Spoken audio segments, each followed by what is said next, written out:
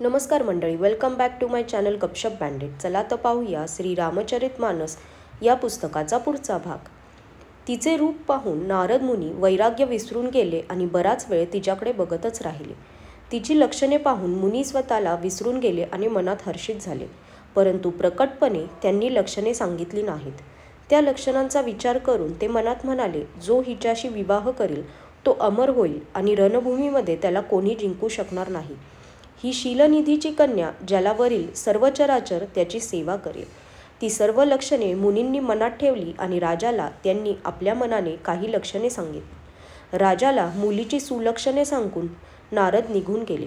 परंतु त्यांच्या मनात असे आले की आता जाऊन आपण असा उपाय करावा की ही कन्या मलाच मिळेल. यावेळी जप तप करून काही होणार नाही. हे विधात्या, ही कन्या मला कशी बरे मिळेल?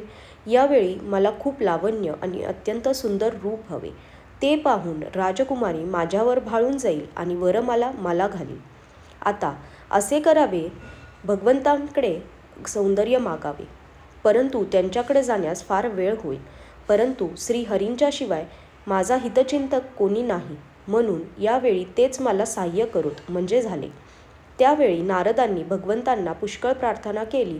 तेव्हा लीलामय कृपाळू प्रभू तेथे प्रकट झाले. स्वामींना पाहताच नारदांचे नेत्र प्रफुल्लित झाले आणि ते मनात आनंदित होऊन म्हणाले की आता काम झालेच. नारदांनी काकुळतीला येऊन सर्व कथा सांगितली आणि प्रार्थना केली की कृपा करा आणि मला मदत करा. हे प्रभू, तुम्ही मला आपले रूप द्या. याखेरीज दुसऱ्या कशामुळेही मी त्या राजकन्येस मिळवू शकणार नाही. हे नाथ, माझे कल्याण होईल असे लवकर करा. मी तुमचा दास आहे. आपल्या मायेचे प्रचंड बळ पाहून दीनदयाळू भगवान मनात हसत म्हणाले, हे नारद, ज्यामुळे तुमचे परमहित होईल तेच आम्ही करू, दुसरे काही नाही. आमचे वचन असत्य ठरत नसते. हे योगी मुनी ऐका. रोगाने व्याकुळ झालेल्या रोग्याने कुपथ्य मागितले तरी वैद्य ते देत नाही. तशा प्रकारे मीही तुमचे कल्याण करण्याचा निश्चय केलेला आहे. असे म्हणून भगवंत अंतर्धान पावले.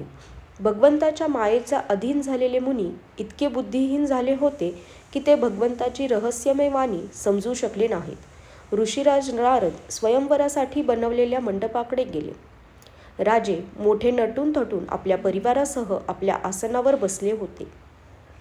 नारद मुनी मनातून आनंदित होते की माझे रूप फार सुंदर आहे.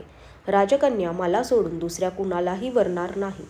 कृपानिधान भगवंतांनी मुनींच्या कल्याणासाठी त्यांना इतके कुरूप बनवले होते की सांगून सोय नाही. परंतु भगवंताची ही लीला कुणाला कळू शकली नाही. त्यांना नारद समजूनच सर्वांनी प्रणाम केला.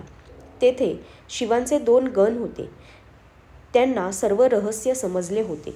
ते ब्राह्मणांचा वेश धारण करून सर्व लीला पाहत फिरत होते. तेही मोठे थट्टेखोर होते. नारद आपल्या मनात रूपाचा मोठा अभिमान बाळगून ज्या समुदायात बसले होते तेथेच ते दोघे गणही बसले होते. ब्राह्मण वेशात असल्यामुळे त्यांचे हे कपट कुणाच्याही लक्षात आले नाही. ते नारदांना ऐकू जाईल अशा तऱ्हेने नारदांची टर उडवू लागले. भगवंतांनी यांना काय सौंदर्य बहाल केले आहे. यांची शोभा पाहून राजकुमारी भाळून जाईल आणि हरी वानर समजून यांनाच वरेल. नारदांना मोह झाला होता, कारण त्यांचे मन मायेच्या अधीन झाले होते. शिवांचे गण ते पाहून मोठ्या आनंदाने हसत होते.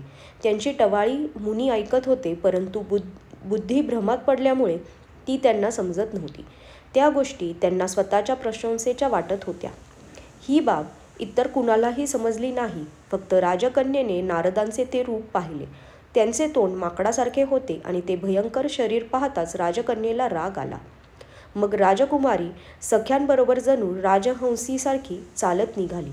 ती आपल्या करकमलांमध्ये जयमाला घेऊन सर्व राजा लोकांना पाहत फिरू लागली.